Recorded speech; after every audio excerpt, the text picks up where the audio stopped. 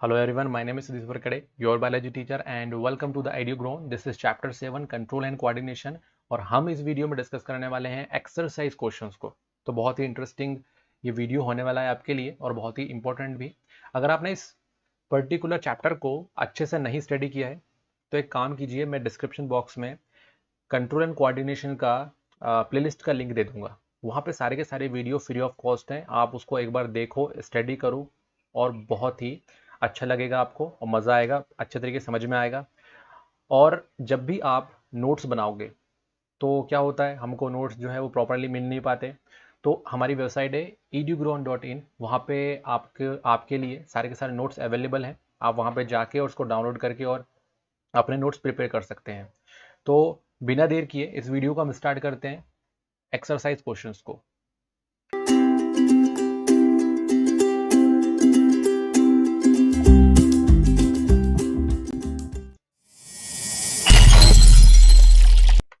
सो welcome back students. यहाँ पे first question आपको दिख रहा होगा, which of the following is a plant hormone. इनमें से कौन सा प्लांट हार्मोन है। हमारे पास ऑप्शंस हैं insulin, thyroxine, oestrogen and cytokinin. अगर आपने इस चैप्टर को पढ़ा है तो आपको पता होगा कि इंसुलिन, थायरोक्सिन और oestrogen, these are animal hormone. ये किसमें मिलते हैं, हमको एनिमल में मिलते हैं। और जो लास्ट है हमारा वो है साइटोकाइनिन, जो कि एक ग्रोथ हार्मोन है। क्या है ये? Growth hormone. तो इस तरीके से हमारे पास जो आंसर है वो है डी, साइटोकाइनिन। चलो बढ़ते हैं हम, यहाँ पे बहुत ही इजी क्वेश्चन था। नेक्स्ट क्वेश्चन की तरफ बढ़ते हैं। Question number 2। क्वेश्चन नंबर 2 है हमारा, the gap between two neuron is called a. जो आपका न्यूरॉन होता है ना, अगर मैं न्यूरॉन का स्ट्रक्चर कुछ इस तरीके से रफ डायग्राम बनाता हूँ, ये देखो एक रफ डायग्राम है बस, है ना। तो ये सपोज करो सेल बॉडी है और ये हमारा एंड है। ये क्या है? एंड। तो ये एक न्यूरॉन है, ये दूसरा, और इसके एंड से एक दूसरा न्यूरॉन जो है वो कनेक्ट होता है। तो यहाँ पे हम दूसरा न्यूरॉन बना देते हैं, ये देखो। तो अगर मैं क्या करूँ, एक न्यूरॉन ये रहा और दूसरा न्यूरॉन ये रहा, इन दोनों के बीच में जो कनेक्शन पॉइंट होता है उसको हम क्या बोलते हैं? कनेक्शन पॉइंट में जो गैप होगा उसको हम क्या बोलते हैं? तो स्टूडेंट्स, डेंड्राइट तो क्या है? ये जो पोर्शन होता है, ये इसका ब्रांचेस पार्ट जो होता है सेल बॉडी का, उसको हम डेंड्राइट बोलते हैं। एक्सोन क्या होता है? ये जो पूरा एक्सटेंडेड पार्ट होता है ना, इसको हम एक्सोन बोलते हैं, है ना। और इम्पल्स क्या होते हैं? इसमें जो सिग्नल जाते हैं इसके अंदर से, उसको हम क्या बोलते हैं? इम्पल्स बोलते हैं। तो इस तरीके से हमारे पास ऑप्शन बचता है साइनेप्सिस। तो यस, इसका आंसर क्या हो गया? साइनेप्सिस। चलो बढ़ते हैं नेक्स्ट क्वेश्चन की तरफ। नेक्स्ट क्वेश्चन है, the brain is responsible for. हमारा ब्रेन क्या क्या काम करता है? हमारे पास ऑप्शंस हैं थिंकिंग, ऑब्वियसली थिंकिंग तो करेगा ही, हम जो सोच रहे हैं किससे कर रहे हैं? ब्रेन से कर रहे हैं। तो फर्स्ट तो हो गया हमारा। देन रेगुलेटिंग हार्ट बीट, हमारे बॉडी में जो हार्ट बीट है वो कौन रेगुलेट कर रहा है? That is also brain. Then balancing the body, हमारी बॉडी जो है बैलेंस करना, हम इधर से उधर घूमते रहते हैं, गिरते तो नहीं है, दैट मीन्स बैलेंस हो रहा है। So this activity is also control by the brain. So we have the answer all of the above. सभी काम, ये सभी काम जो हमारे पास ऑप्शंस हैं ये कौन करेगा? ब्रेन करेगा। So let's go to the next question. What is the function of receptor in our body. हमारी बॉडी में आखिरकार रिसेप्टर का क्या फंक्शन है? And think of situation where receptors do not work properly. और ऐसी सिचुएशन की कल्पना करो जिसमें हमारे रिसेप्टर काम करना बंद कर देंगे।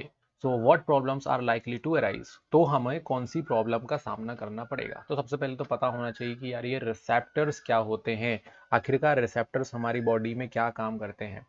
तो स्टूडेंट्स, यहाँ पे रिसेप्टर का एक काम है, रिसेप्टर का काम है रिसीव करना, इंफॉर्मेशन को रिसिप्ट करना। ये काम किसका है? रिसेप्टर का है। हमारी बॉडी में जो स्किन होती है इसमें रिसेप्टर्स होते हैं, टंग होती है उसमें रिसेप्टर्स होते हैं, आईज होती है उसमें रिसेप्टर्स होते हैं। So these are the sense organ. जो मैंने अभी एग्जांपल बताई है क्या है? ये सेंस ऑर्गन है। इनमें क्या होता है? रिसेप्टर्स होते हैं। और रिसेप्टर क्या करते हैं? जो इन्वायरमेंट में जो भी चेंजेस आते हैं उसको, इंफॉर्मेशन को ये क्या करते हैं? रिसीव कर लेते हैं और उस इंफॉर्मेशन को, उस चेंजेस को हमारे ब्रेन तक पहुंचाने का काम करते हैं, है ना। तो बहुत ही सिंपल, देखो receptor are present throughout our body, हमारी पूरी बॉडी में ये प्रेजेंट है, मेनली कहाँ पे, सेंस ऑर्गन में. So we can write that receptors are present throughout our body, mainly sense organ. और इसका फंक्शन क्या है, इसका फंक्शन है receptor collect the information, receptor information को कलेक्ट करते हैं, है ना. जो भी हमारे बॉडी के बाहर चेंजेस होंगे, that means about changes that happen around us, so these information collected by the receptor and send the signal to information to brain, और इस इंफॉर्मेशन को वो ब्रेन तक पहुंचा देगा. और ब्रेन तक पहुंचाने के बाद ऐसा तो नहीं कि अब ब्रेन सोने वाला है, ब्रेन एक्टिव हो जाएगा. ब्रेन एक्टिव होके आपके इफेक्टर मैकेनिज्म के थ्रू वो क्या करेगा, रिस्पॉन्ड जनरेट करवाएगा हमारी बॉडी से. Okay, so this is the function of receptor. अगर ये रिसेप्टर खराब हो गए, काम नहीं कर रहा है, तो ऑब्वियसली इंफॉर्मेशन हमारे ब्रेन तक पहुंचेगी नहीं. इंफॉर्मेशन हमारे बॉडी ब्रेन तक पहुंचेगा नहीं तो हम भी सही तरीके से रिस्पॉन्ड नहीं दे पाएंगे. So we can write that when receptors do not work properly, the environmental stimuli are not able to create nerve impulses and body does not respond, और body respond नहीं करेगी. So this is the whole answer of question number 4. Let's go to the next question. Next question है हमारा, draw the structure of neuron, neuron cell का structure and explain its function, इसके functions क्या क्या हैं. सो यहाँ पे जो न्यूरॉन का स्ट्रक्चर है और हम उसके फंक्शन भी यहाँ पे देखने वाले हैं. तो न्यूरॉन का स्ट्रक्चर आप देखो, यहाँ पे आप देखोगे कि यहाँ पे एक बड़ा सा सेल बॉडी जैसा एक स्ट्रक्चर है ना. Cell body, basically cell body ही बोलते हैं उसको, ये सेल की बॉडी, ठीक है. और उस सेल बॉडी से क्या होता है, ब्रांचेस निकली हुई होती हैं. उन ब्रांचेस को जो होता है वो उसको हम बोलते हैं डेंड्राइट, ठीक है. डेंड्राइट जो है वो सेल बॉडी की ब्रांचेस हैं, ठीक. सेल बॉडी की जो आपका मेम्ब्रेन होती है वहां से ब्रांचेस फॉर्म होती हैं, दैट इज कॉल्ड डेंड्राइट, है ना. पेड़ के जैसा हो रहा है देखो, ठीक. उसमें और सेल बॉडी के बीच में क्या होता है, न्यूक्लियस होता है. आप देखोगे कि जो सेल बॉडी है वहां से एक एक्सटेंशन भी निकल रहा है ना. एक्सटेंड जो होता है उस पार्ट को हम बोलते हैं एक्सॉन, और एक्सॉन लास्ट में फिर ब्रांच हो जाता है, फिर ब्रांच हो गया ये, इसको बोलते हैं हम nerve ending. So this is the structure of neuron. बहुत ही सिंपल स्ट्रक्चर है, एक दो बार बनाओगे तो आपको याद हो जाएगा. देन अगर हम बात करते हैं न्यूरॉन का, तो neuron are nerve cells. Neurons nerve cells होती हैं which are the functional unit of the neuron system. Neuron system का ये फंक्शनल यूनिट होता है, काम करने वाला यूनिट होता है. यही तो है जो क्या करता है, काम करता है, इंफॉर्मेशन को एक जगह से दूसरी जगह पहुंचाने का काम करेगा. चलो एक काम करते हैं, एक एक सिग्नल या फिर एक एक कंपोनेंट के बारे में अब हम समझ लेते हैं. न्यूरॉन सेल, उसमें कौन से कंपोनेंट्स हैं और उनका काम क्या होता है. अगर मैं बात करता हूं डेंड्राइट का, तो डेंड्राइट क्या करेगा, आपके इंफॉर्मेशन को डिटेक्ट करेगा और फिर उसको सेंड करेगा कहां तक, सेल बॉडी तक. तो डेंड्राइट जो है यहां से सिग्नल जो है कहां गया, सेल बॉडी में गया, है ना. तो डेंड्राइट जो रहता है वो डिटेक्ट करता है, एक तरीके का डिटेक्टर है ना. डिटेक्टर दैट मीन्स कि वो जुड़ा हुआ है और जैसी कोई चीज हलचल मचेगी तो उस इंफॉर्मेशन को सेल बॉडी तक पहुंचा देगा. सेल बॉडी जो रहता है उसमें न्यूक्लियस होता है, पूरे के पूरे ग्रोथ को ये मेंटेन करके रखता है. इलेक्ट्रिकल इंपल्सेस यहीं से ट्रांसफर होते हैं by the help of axon, और एक्सॉन से फिर कहां तक जाते हैं, नर्व एंडिंग तक जाते हैं. तो इस तरीके से यहाँ पे एक्सॉन जो रहेगा उसका काम होगा conduct message away from the cell body. Cell body से इस मैसेज को पूरी कॉर्नर तक लेके जाएगा, कहां तक, नर्व एंडिंग तक. और नर्व एंडिंग से फिर नेक्स्ट न्यूरॉन जो है वो जुड़ा रहेगा. तो नेक्स्ट न्यूरॉन जो जुड़ा रहेगा तो उस तक इंफॉर्मेशन पहुंच जाएगी. तो this is the function of neuron. बढ़ते हैं हम यहाँ पे नेक्स्ट क्वेश्चन की तरफ. नेक्स्ट क्वेश्चन है हमारा, how does phototropism occur in plants. Plant में फोटोट्रॉफिज्म आखिरकार होता कैसे है. तो फोटोट्रॉफिज्म को समझ लें. फोटोट्रॉफिज्म क्या है, देखो यहाँ पे फोटो मतलब है लाइट, ठीक है. तो ये है हमारा लाइट, जहां से खिड़की हमने ओपन कर दी है, यहां से लाइट आ रही है. तो जिस तरफ से लाइट आ रही है हम देख रहे हैं इस इमेज में कि आपका प्लांट भी उसी तरफ मूव कर रहा है. जिस तरफ से सूर्य की किरणें आ रही हैं उसी तरफ हमारा प्लांट भी क्या कर रहा है, बेंड हो रहा है. तो हम ये बोल सकते हैं कि लाइट के रिस्पॉन्स में ये प्लांट क्या कर रहा है, उसी तरफ ग्रोथ कर रहा है. इस टाइप के एक्टिविटीज को या फिर इस टाइप के ग्रोथ को हम बोलते हैं फोटोट्रॉपिज्म. तो बहुत ही सिंपल हो गया यहाँ पे कि प्लांट लाइट के रिस्पॉन्स में लाइट की तरफ क्या हो रहा है, ग्रोथ करके बेंड हो रहा है, इसको हम बोलते हैं फोटोट्रॉफिज्म। तो एक ग्रोथ हो करके बेंड करने की जो प्रोसेस होती है ये एक हार्मोन के कारण होती है जिसको हम बोलते हैं ऑक्सिन। ऑक्सिन एक हार्मोन है जिसके कारण ये फोटोट्रॉफिज्म का इवेंट होता है। ओके, तो ऑक्सिन का हार्मोन का नाम याद रखना नाम, और ये होता है फोटोट्रॉफिज्म। चलो एक एक पॉइंट हम समझते हैं यहाँ पे कि जो ये मूवमेंट है फोटोट्रॉफिज्म, ये एक डायरेक्शनल मूवमेंट होता है। कैसा मूवमेंट है ये, डायरेक्शनल मूवमेंट है। ठीक है, मतलब जहां सन उसी तरफ डायरेक्शन है इसका मूवमेंट का, इसीलिए डायरेक्शनल मूवमेंट है। और इसके अलावा ये ग्रोथ भी कर रहा है, तो that means it depends on growth, है ना, which depends on growth. So यहाँ पे हम लिख सकते हैं it is a directional movement which depend on growth of plant in increase to light, oh sorry, in response to light is called phototrophism। तो फोटोट्रॉफिज्म का बेसिक सा हमको डेफिनेशन समझ में आ गया कि एक डायरेक्शनल मूवमेंट है, ग्रोथ के ऊपर डिपेंड करता है और लाइट के रिस्पॉन्स में अपने आप को ग्रोथ करता है। ये ग्रोथ इसलिए होता है क्योंकि इसमें क्या है, ऑक्सिन, जैसा कि मैंने आपको बताया अभी, ऑक्सिन एक हार्मोन है जो क्या करता है, जो जब ग्रोथ होगा ना इसका तब ये बनता है। अब देखो, जब लाइट जो है प्लांट पे पड़ेगी तो जिस साइड आपका प्लांट जिस साइड जिस तरफ लाइट पड़ रही है उसको हम बोलते हैं लाइट रीजन, है ना, उस तरफ लाइट है। और उसका जो अपोजिट डायरेक्शन, जैसे कि यहाँ लाइट पड़ रही है तो ये कैसा होगा, लाइट रीजन होगा, और इसके पीछे की तरफ जो होगा वो होगा डार्क। अब होता क्या है, जिस तरफ लाइट पड़ती है वहां पे ऑक्सीजन बनता है, और फिर ऑक्सीजन बनने के बाद उस तरफ नहीं रहता, वो वहां से भाग जाता है किसकी तरफ, लाइट से डार्क की तरफ भाग जाता है वो। तो लाइट पोजीशन में वो बना तो हार्मोन, बट वहां से डिफ्यूज होके वो डार्क साइड चला गया, जिसके कारण डार्क साइड तेजी से क्या हुआ, ग्रोथ किया, उस तरफ सेल्स ज्यादा हो जाएंगे जिसके कारण प्लांट बेंड हो जाएगा। ओके, तो हम बोल सकते हैं phototropism occur due to the increase auxin on dark side auxin ज्यादा हो जाएगा। So decrease auxin on the illuminated side, जिस तरफ रोशनी है उस तरफ ऑक्सिजन कम हो जाएगा, तो इस तरीके से क्या होगा, प्लांट हो जाएगा bend. So because of presence of more oxygen, leaf in the darker side grow faster and causing it bend toward the source of light। Okay, तो इस तरीके से यहाँ पे बेंड हो रहा है हमारा प्लांट, जिसको हम बोलते हैं फोटोट्रॉफिज्म। बढ़ते हैं नेक्स्ट क्वेश्चन की तरफ, हमारा क्वेश्चन नंबर 7। क्वेश्चन 7 हमको बोल रहा है कि which signal will get disrupted in case of spinal cord injured. अगर स्पाइनल कॉर्ड इंजर्ड हो जाए तो उस केस में क्या हो, अगर स्पाइनल कॉर्ड अगर क्या हो जाए इंजर्ड तो क्या होगा। तो ये देखो यहाँ पे स्पाइनल कॉर्ड है ना, अब ये जो स्पाइनल कॉर्ड है ब्रेन से जुड़ा हुआ है, तो ब्रेन से अगर कोई सिग्नल जो है वो स्पाइनल कॉर्ड की तरफ जाएगा तो क्या होगा, अगर इंजर्ड होगा तो इसको स्पाइनल कॉर्ड की तरफ जाएगा ही नहीं। और एक और बात, इंफॉर्मेशन जो होती है, जो सिग्नल्स होते हैं, सिग्नल वो ब्रेन में बनते हैं, और ब्रेन में बनने के बाद ये सिग्नल यहाँ से करते हुए कहाँ जाएंगे, स्पाइनल कॉर्ड में, फिर स्पाइनल कॉर्ड से फिर आपके अदर बॉडी के पार्ट में जाएंगे, जैसे कि हैंड, हाथ या फिर लेग। तो हैंड और लेग की तरफ जो सिग्नल जाते हैं वो ऐसे जाते हैं, पहले सिग्नल कहाँ जाएगा, पहले सिग्नल ब्रेन से स्पाइनल कॉर्ड में जाएगा, स्पाइनल कॉर्ड से हैंड में जाएगा, तो वो सिग्नल क्या नहीं होगा, वो ट्रांसमिट नहीं हो पाएगा अब। और उसी तरीके से किसी चीज़ को हम छूते हैं तो जो सिग्नल है वो हैंड से कहाँ जाता है, स्पाइनल कॉर्ड में, फिर स्पाइनल कॉर्ड से कहाँ जाता है, ब्रेन में, ये भी सिग्नल डिस्टर्ब हो जाएगा।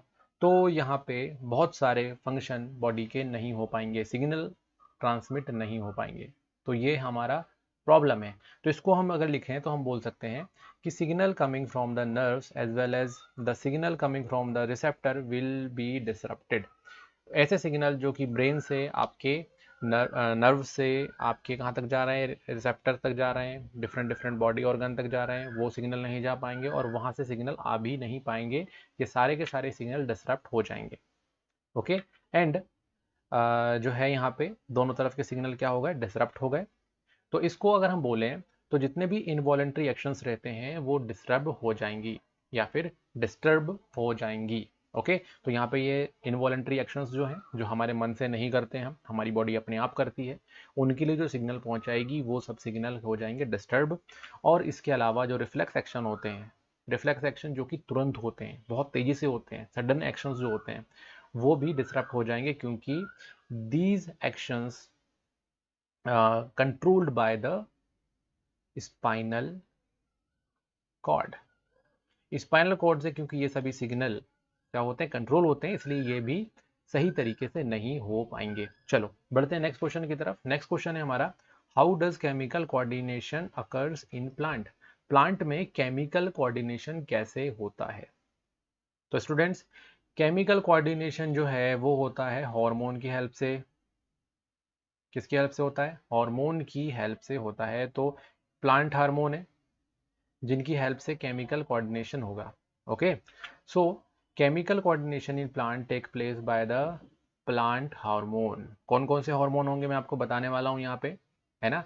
तो हार्मोन क्या करते हैं, हार्मोन स्टिमुलेट करते हैं दूसरे सेल को। हार्मोन सीक्रेट होगा, ठीक है, और सीक्रेट होके दूसरी बगल की सेल्स को क्या करेगा, एक्टिवेट कर देगा, तो फिर वो डिफरेंट काम करने लग जाएगा।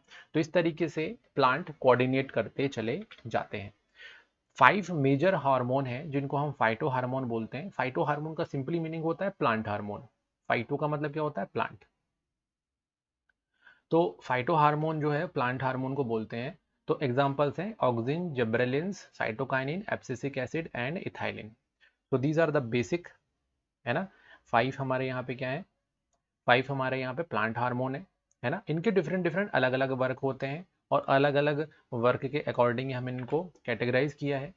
ये जो प्लांट हार्मोन होते हैं ये ग्रोथ प्रमोटर्स होते हैं। तो ग्रोथ प्रमोटर्स कौन कौन से हैं, auxin, gibberellin, cytokinin and ethylene, these are the growth promoter, मतलब ये प्लांट की ग्रोथ में हेल्प करते हैं। बट यहाँ पे एक इनहिबिटर भी है। इनहिबिटर हम उसको बोलते हैं जो प्लांट को क्या करता है, ग्रोथ से रोक देता है। ग्रोथ करने से रोकने वाला जो हार्मोन है वो है ethylene, sorry abscisic acid, correct करो इसको, abscisic acid. Abscisic acid is growth inhibitor, ये ग्रोथ को रोक देता है। सो प्लांट में कंट्रोल और कोऑर्डिनेशन जो है, बेसिकली कोऑर्डिनेशन केमिकल के थ्रू होता है, और वो होता है किसके थ्रू, इन प्लांट हार्मोन के थ्रू। बढ़ते हैं नेक्स्ट क्वेश्चन की तरफ। Our next question is, what is the need for a system of control and coordination in organism. आखिरकार हमको कंट्रोल एंड कोऑर्डिनेशन करने के लिए सिस्टम की जरूरत क्यों है, क्या कारण है, क्यों जरूरी है ये चीज, आखिर क्या इसके बिना हम रह नहीं पाएंगे। Yes, we are various organ in any organism. Okay, किसी भी ऑर्गेनिज्म में बहुत सारे ऑर्गन्स होते हैं। जैसे कि अगर हमारी बॉडी को देखो तो लीवर है, किडनी है, मसल्स हैं, है ना, डाइजेशन सिस्टम है, बहुत सारे ऑर्गन्स हैं। और इन सभी ऑर्गन सिस्टम को क्या करना पड़ता है, कंट्रोल करना पड़ता है और कोऑर्डिनेट करना पड़ता है for the survival, for the survival. These organs must be carefully control and coordinate for the survival of an organism. एक organism के survival के लिए बहुत ज़्यादा ज़रूरी।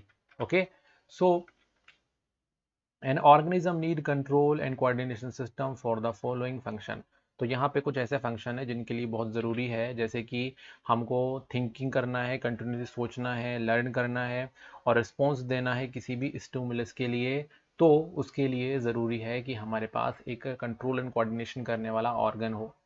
हमको अगर कुछ सोचना है, हमको थिंक करना है, हमको लर्न करना है, और किसी स्टिमुलस के अगेंस्ट में हमको रिस्पॉन्ड देना है। मतलब कोई गर्म चीज़ रखी है, हमने उसको छुआ तो एकदम पीछे हटाया हमने, तो ये है स्टिमुलस के अगेंस्ट में हमें रिस्पॉन्स देना है। तो इसके लिए हमको ज़रूरत पड़ेगी कंट्रोल एंड कोऑर्डिनेशन करने वाले ऑर्गन की। हमारी बॉडी को सेव करने के लिए हार्मफुल चेंजेस होते हैं बॉडी में, हार्मफुल चेंजेस होते हैं इन्वायरमेंट में, तो हमको भी उसका रिस्पॉन्स देना पड़ता है। इन सब के लिए भी हमको एक कंट्रोल एंड कोऑर्डिनेटर की ज़रूरत पड़ती है। और हमारे जो एक्शंस होते हैं, वॉलंटरी एंड इनवॉलंटरी एक्शंस, जो हमारी मर्जी से होते हैं और जो हमारी मर्जी से नहीं होते हैं। हमारी मर्जी से होने वाले जो एक्शंस होते हैं उसको हम बोलते हैं वॉलंटरी एक्शंस, और जो हमारी मर्जी से नहीं होते उसको हम बोलते हैं इनवॉलंटरी एक्शंस। जैसे कि हमारे बॉडी के अंदर डाइजेशन होता है, दैट इज इनवॉलंटरी एक्शन। हम चलते फिरते हैं, उस दैट इज वॉलंटरी एक्शन। तो इन दोनों को करने के लिए भी हमको हमारे एक सिस्टम की जरूरत पड़ती है, which is control and coordination system. I hope आपको ये आंसर समझ में आ गया होगा। नेक्स्ट क्वेश्चन की तरफ बढ़ते हैं। नेक्स्ट क्वेश्चन है, how are involuntary action and reflex action different from each other. Reflex action और इनवॉलंटरी एक्शन एक दूसरे से कैसे अलग अलग हैं। रिफ्लेक्स एक्शन वो एक्शंस होते हैं जो बहुत ही तेजी से होते हैं, जैसे कि पलक का झपकाना। हम जैसे कोई कचरा आता है आपके सामने तो आपकी जो यहाँ पे आईलिड्स होती हैं तुरंत क्या होती हैं, बंद होकर वापस ओपन होती हैं। That is reflex action. Okay, जो हमारी मर्जी से नहीं होती हैं, जो हमारी मर्जी से नहीं होती हैं। वही अगर मैं इनवॉलंटरी एक्शन की बात करूं तो ये भी हमारी मर्जी से नहीं होती हैं, बट इतनी तेजी से नहीं होती जितनी तेजी से रिफ्लेक्स एक्शन होते हैं। इनवॉलंटरी एक्शन जो होते हैं जैसे कि डाइजेशन, हमारी बॉडी में जो डाइजेशन होता है प्रॉपरली वो कौन सी एक्शन है, इनवॉलंटरी एक्शन है। तो और जो होता है जैसे कि ब्रीदिंग, ब्रीदिंग हम लेते हैं वो भी क्या है, इनवॉलंटरी एक्शन है। So breathing and digestion are not reflex action. Reflex action मतलब जो बहुत तेजी से हो रही है, जैसे कोई चीज गर्म रखी है, हमने हाथ लगाया पीछे हटा लिया, that is reflex action. Definition के बाद अब डिफरेंस पढ़ते हैं। डिफरेंस के लिए हम दो कॉलम बना देते हैं, एक तरफ लिख देते हैं रिफ्लेक्स एक्शन और एक तरफ लिख देते हैं इनवॉलेंट्री एक्शंस। रिफ्लेक्स एक्शन जो है वो सडन ऑटोमेटिक रिस्पॉन्स होते हैं जिसमें एक स्टिमुलस होता है और ब्रेन जिसमें इन्वॉल्वमेंट नहीं होता। ब्रेन का इन्वॉल्वमेंट नहीं है रिफ्लेक्स एक्शन में। रिफ्लेक्स एक्शन स्पाइनल कॉर्ड के कारण होता है। इनवॉलेंट्री एक्शन जो होते हैं वो ऑटोनोमिक या ऑटोमेटिक रिस्पॉन्सेज होते हैं जिसमें हमारा जो ब्रेन है वो पार्टिसिपेट करता है। It is controlled by spinal cord. Reflex action spinal cord के थ्रू कंट्रोल होता है and involuntary actions controlled by midbrain and the medulla oblongata. These are the part of brain. ये किसके पार्ट हैं, ब्रेन के part हैं। इनके through क्या होता है, इनवॉलेंट्री एक्शंस होते हैं। रिफ्लेक्स एक्शन में मसल्स इन्वॉल्व होती है या फिर ग्लैंड इसमें इन्वॉल्वमेंट होता है, और इनवॉलेंट्री एक्शंस में स्मूथ मसल्स यहाँ पे पार्टिसिपेट करते हैं। रिफ्लेक्स एक्शन बहुत ही तेज होते हैं ये और तुरंत होते हैं, that means quick and instantaneously. Then जो आपके इनवॉलेंट्री एक्शंस होते हैं वो स्लो होते हैं। Blink of eyes, this is reflex action. Beating of heart beat and blood circulation या breathing, these are involuntary actions. So this is the difference between reflex action and involuntary action. बढ़ते हैं next question की तरफ। Next question है हमारा, compare and contrast nervous and humoral mechanism for controlling and coordination of animal। Nervous जो control system होता है हमारा और हार्मोनल जो कंट्रोल होता है, उन दोनों में बेसिकली क्या डिफरेंस होता है। तो हम एक तरफ लिख देते हैं नर्व कंट्रोल और एक तरफ लिख देते हैं हम हार्मोनल कंट्रोल। तो नर्व कंट्रोल यानी कि जो नर्वस सिस्टम के थ्रू होता है ना, जिसमें हमारा ब्रेन आता है, स्पाइनल कॉर्ड आता है, सो इसको हम बोलते हैं नर्वस। हार्मोनल, हार्मोनल जो कि बेसिकली किसके थ्रू होता है कंट्रोल, हार्मोन के थ्रू होता है। किसके थ्रू होगा, हार्मोन। हार्मोन जो होते हैं उनको बनाने वाले जो ऑर्गन होते हैं उनको हम बोलते हैं ग्लैंड्स। और कौन सा ग्लैंड स्पेसिफिकली, एंडोक्राइन ग्लैंड। कौन सा ग्लैंड, एंडोक्राइन। तो एंडोक्राइन ग्लैंड से क्या होता है, आपका हार्मोन बनता है और फिर वो ब्लड में सीक्रेट हो जाता है। सो इस टाइप के कंट्रोल एंड कोऑर्डिनेशन को हम हार्मोनल कंट्रोल बोलते हैं। दोनों तरफ हम एक टेबल बना लेते हैं और देखते हैं। फर्स्ट यहाँ पे नर्वस कंट्रोल में देखें तो it is control by nerve impulses. ये सिग्नल को पहुंचाने का तरीका होता है, ठीक है। इलेक्ट्रिकल सिग्नल्स होते हैं नर्व इंपल्सेस जो कि बॉडी में एक जगह से दूसरी जगह पे ट्रांसफर होते हैं। सो इसमें पीएनएस, सीएनएस और ब्रेन का पार्ट होता है नर्वस सिस्टम में। हार्मोनल कंट्रोल की बात करते हैं तो इसमें हार्मोन के थ्रू होता है और इसमें एंडोक्राइन सिस्टम होता है, ठीक है। ये एक ग्लैंड होता है जो कि हार्मोन को बनाता है और उसको ब्लड में सीक्रेट कर देता है। वही जो नर्वस कंट्रोल होता है वो बहुत ही शॉर्ट ड्यूरेशन में हो सकता है और हार्मोनल जो कंट्रोल होता है वो बहुत ही लंबा टाइम लेता है, ठीक है। बहुत लंबा टाइम लगता है, हार्मोन जो है सीक्रेट होता रहता है और बहुत सालों में वो पर्टिकुलर रिस्पॉन्स हमको दिखाई देता है। जैसे कि ग्रोथ हार्मोन, ग्रोथ हार्मोन होगा तो हम क्या करेंगे, हमारी बॉडी कंटिन्यूसली ग्रोथ करती जाएगी करती जाएगी करती जाएगी, टाइम लगेगा बहुत। बट नर्वस सिस्टम में क्या होगा, तुरंत रिस्पॉन्स होगा। जैसे ही हमने छुआ, पीछे तुरंत हटाया तो तुरंत न्यूरॉन्स जो है सिग्नल पहुंचाते हैं और तुरंत रिस्पॉन्स आता है। हार्मोन में ऐसा नहीं होता है। नर्व इंपल्स जो होते हैं वो स्पेसिफिक नहीं होते, सभी जगह एक जैसा काम करते हैं। मतलब नर्व इंपल्स जो है कंटिन्यूसली मूव करते रहेंगे, किसी ऑर्गन से उनको फर्क नहीं पड़ता है। बट हार्मोन जो होते हैं बहुत ही स्पेसिफिक होते हैं। ग्रोथ हार्मोन है तो ग्रोथ का काम करेगा, एड्रिनल हार्मोन है तो आपके जब टफ सिचुएशन आएगी उसमें आपकी बॉडी को प्रिपेयर करेगा। तो इस तरीके से हार्मोन्स जो होते हैं वो स्पेसिफिक होते हैं। नर्वस जो होते हैं वो आपके कैसे होंगे, स्पेसिफिक नहीं होंगे। इसका जो होता है फ्लो ऑफ इंफॉर्मेशन बहुत तेजी से होता है नर्वस सिस्टम में, जबकि जो इंफॉर्मेशन का फ्लो होता है हार्मोनल में वो बहुत ही धीमा होता है। अब बढ़ते हैं हम यहाँ पे नेक्स्ट क्वेश्चन की तरफ। नेक्स्ट क्वेश्चन है हमारा, what is the difference between the manner in which movement takes place in a sensitive plant and the movement in our leg. हमारे लेग में जो मूवमेंट होता है और जो हमारे प्लांट में जो मूवमेंट होता है उन दोनों में क्या डिफरेंस है। तो फर्स्ट डिफरेंस यहाँ पे है कि जो आपका मूवमेंट होता है प्लांट में वो किसी स्टिमुलस के कारण होगा, और लेग में जो मूवमेंट होता है वो वॉलंटरी होता है, मतलब हम अपनी मर्जी से उस मूवमेंट को करते हैं। आपके सेंसिटिव प्लांट में जो होगा उसमें इंफॉर्मेशन जो होगी उसको ट्रांसफर करने के लिए कोई स्पेशलाइज्ड टिश्यू नहीं होगा, जबकि लेग के मूवमेंट में सीएनएस और पीएनएस होता है। वही प्लांट में जो है किसी टाइप का कोई प्रोटीन यहाँ पे यूज नहीं होगा, जबकि एनिमल में स्पेसिफिक टाइप के मसल प्रोटीन यूज होंगे। आई होप आपको ये वीडियो पसंद आया होगा और समझ में भी आया होगा। तो अपने दोस्तों के साथ जरूर इसको शेयर करें, और हम सब्सक्राइब और लाइक कर लें चैनल को, और नोट्स के लिए eduground.in पे जाएं। Thanks for watching.